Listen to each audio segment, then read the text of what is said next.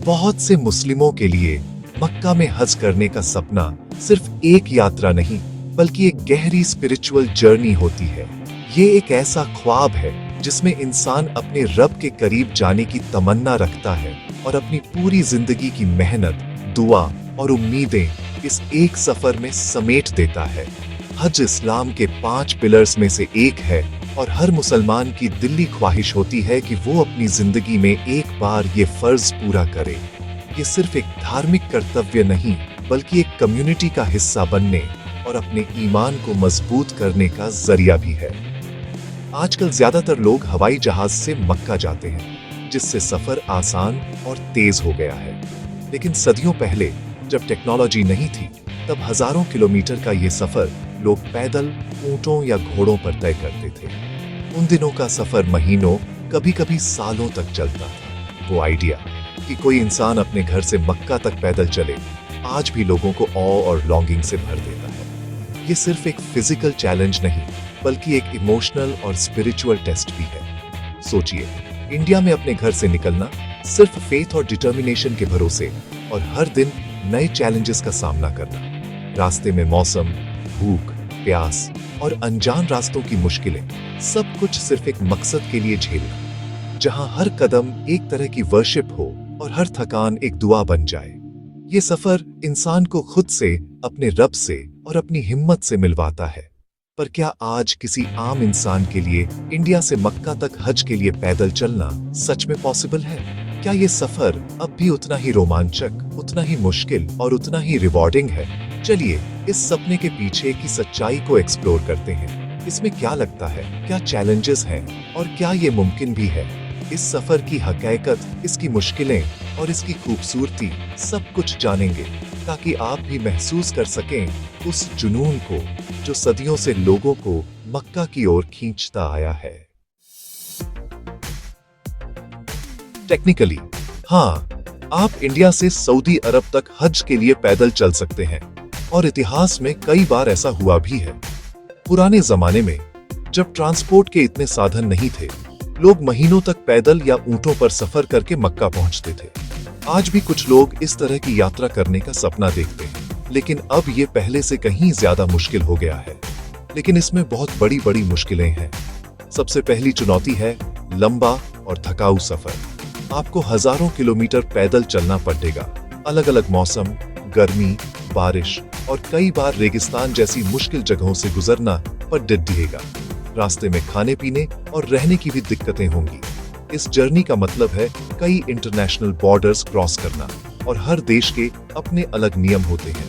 आपको Bharat, Pakistan, Iran, Iraq और फिर सऊदी अरब जैसे देशों की सीमाएं पार करनी होंगी। हर एक के अपने स्ट्रिक्ट वीजा और एंट्री रिक्वायरमेंट्स होते हैं और कई देशों के बीच पॉलिटिकल रिलेशन अच्छे नहीं है।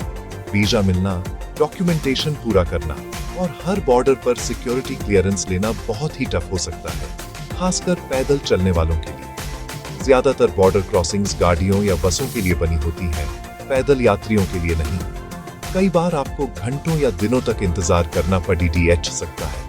पॉलिटिकल टेंशन रातों रात बॉर्डर्स बंद करवा सकती है और कई बार बिना किसी नोटिस के रास्ता बंद हो जाता है। ऐसे में आपकी पूरी यात्रा रुक सकती है और लैंड क्रॉसिंग अक्सर पैदल चलने वालों के लिए नहीं बनी होती है। कई बार आपको वापस लौटना पड़ सकता है या फिर दूसरे रास्ते ढूंढने पड़ सकते हैं, जो और भी मुश्किल और लंबा हो सकता है। और अगर आप सऊदी अरब पहुंच भी गए तो हज में एंट्री ऑफिशियल कोटा और टूर ऑपरेटर्स के जरिए बहुत टाइटली कंट्रोल की जाती है। हर देश के लिए लिमिटेड कोटा होता है और ज्यादातर लोगों को टूर ग्रुप के साथ ही एंट्री मिलती है। पैदल हज के लिए एंटर करने की स्पेशल परमिशन मिलना बहुत ही रेयर है। इसके लिए आपको एडवांस में अप्लाई करना पड़ता है और बहुत स्ट्रिक्ट चेकिंग होती है। इसके बिना आपको बॉर्डर पर ज्यादातर वापस भेज दिया जाएगा, चाहे आपने कितनी भी मेहनत और सफर किया हो, चाहे आप कितनी भी दूर से आए हो। ये यात्रा आज के समय में लगभग नामुमकिन सी हो गई है। फिर भी कुछ लोग हिम्मत दिखाते हैं और कोशिश करते हैं, लेकिन ये सफर बहुत रिस्की और अनप्रेडिक्टेबल है। कागजात का काम बहुत मुश्किल है। आपको एक वैलिड पासपोर्ट, रास्ते के हर देश के लिए वीजा और ऑफिशियल हज रजिस्ट्रेशन चाहिए होगा। हर वीजा के लिए डिटेल्ड प्लान्स, फंड्स का प्रूफ और कभी-कभी पैदल चलने के लिए स्पेशल परमिशन चाहिए होती है। सऊदी अरब का हज वीजा सिर्फ ऑफिशियल चैनल्स के जरिए इश्यू होता है और पैदल पिलग्रिम्स को एक्स्ट्रा ऑर्डिनरी अप्रूवल चाहिए होता है। मेडिकल सर्टिफिकेट्स, वैक्सीनेशन रिकॉर्ड्स और इमरजेंसी कॉन्टैक्ट्स भी बहुत जरूरी हैं। हर डॉक्यूमेंट एक क्रिटिकल की है, एक भी खोया तो आपकी जर्नी तुरंत खत्म हो सकती है। सबसे likely root Wagah Attari border से पाकिस्तान में शुरू होता है, जहां से आप भारत को अलविदा कहकर एक बिल्कुल नई जर्नी की शुरुआत करते हैं। ये बॉर्डर सिर्फ दो देशों को नहीं बल्कि दो अलग अलग दुनियाओं को जोड़ता है। यहाँ से आगे का सफर हर कदम पर आपको नए अनुभव देगा। पाकिस्तान में दाखिल होते ही बलूचिस्तान की लंबी वीरान सड़कों और डिजर्टी इलाकों से गुजरना पड़ता है। यह इलाका अपने रफ टेरेन और दूर दूर तक फैले सन्नाटे के लिए जाना जाता है। यहाँ से ईरान की तरफ बढ़ना एक बड़ा चैलेंज है, क्योंकि रास्ते में पानी और खाने की कमी हो सकती है। ईरान में एंटर करने के बाद आपको इराक की ओर बढ़ना होता है। ये रूट ऐतिहासिक सिल्क रोड का हिस्सा भी रहा है, लेकिन आज के समय में यहाँ की जमीनी हकीकत काफी बदल चुकी है।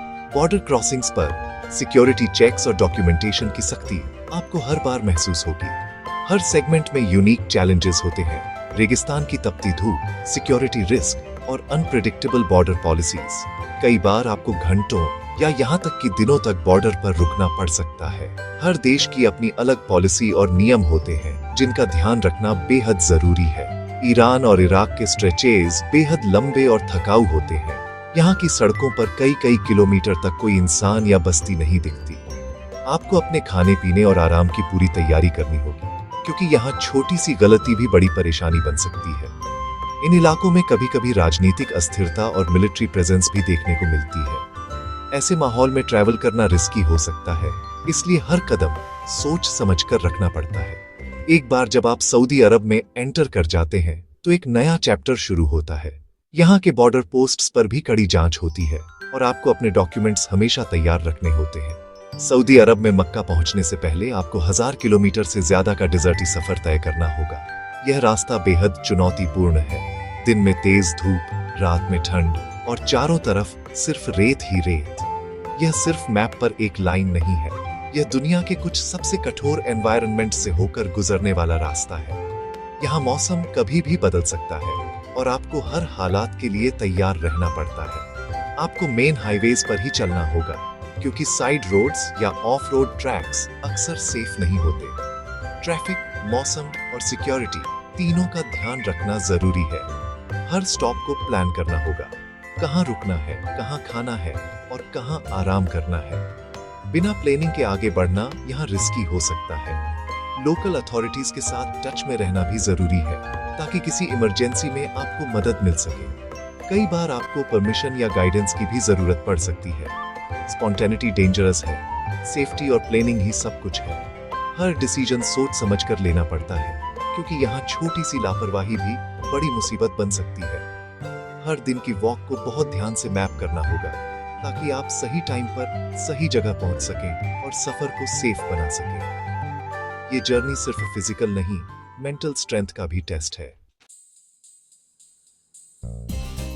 यह जर्नी लगभग 8000 किलोमीटर कवर करती है। करीब 1 साल पैदल चलना, अगर हर दिन 25 किलोमीटर चलें और हफ्ते में 1 दिन रेस्ट करें। रियलिस्टिकली बॉर्डर्स, बीमारी या मौसम की वजह से होने वाली देरी इसे 14-18 महीने तक खींच सकती है। टाइमिंग बहुत जरूरी है। आपको हज सीजन से ठीक पहले पहुंचना होगा, इसीलिए बैकवर्ड प्लानिंग जरूरी है। ये कोई शॉर्ट टर्म एडवेंचर नहीं है, ये एक बहुत बड़ी लॉन्ग टर्म कमिटमेंट है। हर देरी का मतलब हज पूरी तरह से मिस करना हो सकता है। सिर्फ टाइमलाइन ही इस जर्नी को एक मॉन्यूमेंटल चैलेंज बना देती है। पैदल चलने का मतलब यह नहीं कि यह जर्नी सस्ती हो। खर्चा आसानी से एक स्टैंडर्ड हज पैकेज से ज्यादा हो सकता है। वीजा, कागजात और एजेंट फीस जल्दी से बढ़ती जाती है। हाई क्वालिटी गियर, रोज का खाना और कभी-कभी रुकने का इंतजाम सर्वाइवल के लिए जरूरी है। सिंपल तरीके से रहने पर भी 14 महीनों के दौरान रोज के खर्चे कई लाख तक पहुंच सकते हैं। मेडिकल या लीगल क्राइसिस के लिए इमरजेंसी फंड्स बहुत जरूरी है। कुल खर्चा 9 लाख रुपए या उससे ज्यादा हो सकता है, जो ऑफिशियल ग्रुप के साथ फ्लाइट से जाने से कहीं ज्यादा है। फाइनेंशियल बर्डन बहुत ज्यादा और लगातार रहने वाला है। रिस्क बहुत ज्यादा है। पॉलिटिकल इंस्टेबिलिटी, अचानक बॉर्डर बंद होना और अथॉरिटीज से शक। आप ऐसे रीजंस से गुजरेंगे जो कॉन्फ्लिक्ट, स्मगलिंग और क्राइम के लिए जाने जाते हैं, जिससे आप रॉबरी या इससे भी बदतर चीजों के लिए वल्नरेबल हो जाते हैं। ज्यादा गर्मी, डिहाइड्रेशन और सैंडस्टॉर्म रोज आपकी हेल्थ को खतरा पहुंचाते हैं। मेडिकल हेल्प से दूर चोटें या बीमारियां जानलेवा हो सकती हैं। डॉक्यूमेंट्स खोना या वीजा का ओवरस्टे करना डिटेंशन या डिपोर्टेशन का कारण बन सकता है। लगातार स्ट्रेस, लैंग्वेज बैरियर और फिजिकल एग्जॉशन आपकी रेसिलियंस को टेस्ट करते हैं। ये जर्नी जितनी फिजिकल है उतनी ही मेंटल बैटल भी है। बहुत कम लोग इन खतरों के लिए सच में तैयार होते हैं। अगर आप अभी भी डिटरमिन्ड हैं, तो तैयारी 2 साल पहले से शुरू करनी होगी। डेली लॉन्ग डिस्टेंस वॉक और स्ट्रेंथ ट्रेनिंग से फिजिकल एंड्योरेंस बनाएं। कागजात और वीजा एप्लीकेशंस 18 महीने पहले शुरू करें।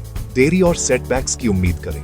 इंडियन और सऊदी अथॉरिटीज से स्पेशल हज परमिशन लें। जाने से काफी पहले सभी गियर खरीदें और टेस्ट करें। रियल हाइक्स के साथ प्रैक्टिस करें। अपना रूट मैप करें, रीसप्लाई स्टॉप्स प्लान करें और बेसिक फर्स्ट एड सीखें। इमरजेंसीज के लिए फाइनेंस और एक कम्युनिकेशन प्लान सेट करें। सिर्फ मेटिकुलस तैयारी और पूरी परमिशन के बाद ही आपको शुरू करने के बारे में सोचना चाहिए। हज तक पैदल चलने का सपना इंस्पायरिंग है, लेकिन ज्यादातर लोगों के लिए रिस्क और खर्चे बहुत ज्यादा हैं। इस्लाम सिखाता है कि खुद को खतरे में न डालें। हज सिर्फ उन लोगों के लिए जरूरी है जिनके पास एक सेफ, वाइबल रास्ता हो। ऑफिशियल हज प्रोसेस पिलग्रिम्स को प्रोटेक्ट करने और एक मीनिंगफुल, सेफ एक्सपीरियंस सुनिश्चित करने के लिए है। आपकी इंटेंशन सबसे ज्यादा मायने रखती है। फ्लाइट से जाने से आपकी डिवोशन कम नहीं होती। अपनी एनर्जी को स्पिरिचुअल प्रिपरेशन और सर्विस के कामों में लगाएं। ऑफिशियल ग्रुप्स के साथ रजिस्टर करें, रिचुअल्स पर फोकस करें और एक सेफ, एक्सेप्टेड हज की तलाश करें। सच्ची जर्नी फेथ की होती है, न कि अननेसेसरी रिस्क की।